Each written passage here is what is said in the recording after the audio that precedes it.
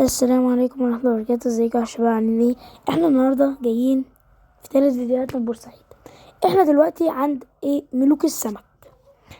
المكان حلو قوي بس الاكل مش هيعجبك. ليه؟ بس الجمبري الصراحة عندهم خطير. الجمبري احسن حاجة بيعملوها.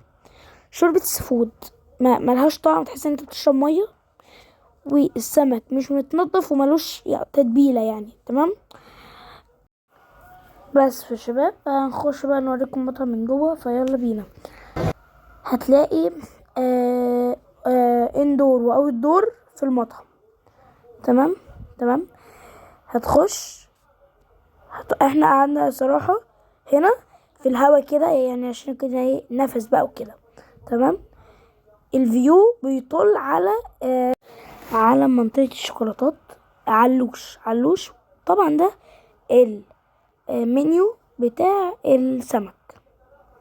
تمام. والاسعار هناك حلوة جدا. تمام. فده الاكل اللي احنا طلبناه. شوربة سفود حلوة يعني، بس مش اللي تيجي بورسعيد عشانها. تمام. وده الجمبري احسن حاجة بيعملوها، والسمك طبعا. تمام. ده بقى المطعم واحنا ماشيين خلاص. ده المعدية بور فؤاد، الجامع الابيض. وده برضو حتة من المعدية، بس جايب المية بقى وقارب صغير. وهنا الناس اللي بيصطادوا. تمام.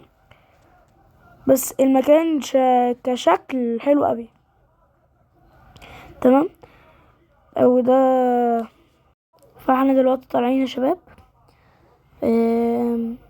طبعا يعني ده بقى الاوت دور. احنا قعدنا في الاندور جوه. تمام. طبعا ده ملوك السمك، المطعم اللي احنا كنا من عنده. ده بقى سوق السمك. ده احنا ما دخلنوش، انا ما دخلتوش. تمام.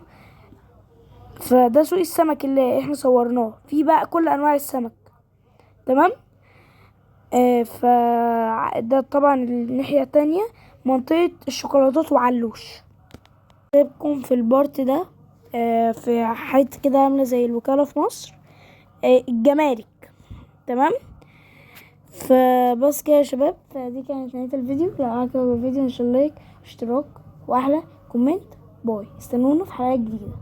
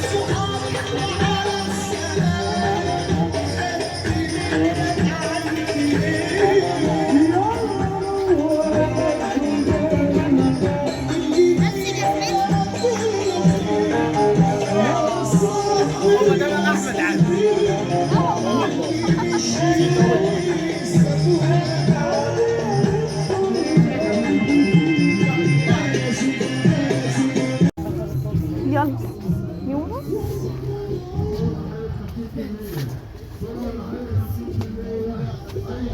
هنطلع على الشارع التاني. فين اخوك؟ ورايا.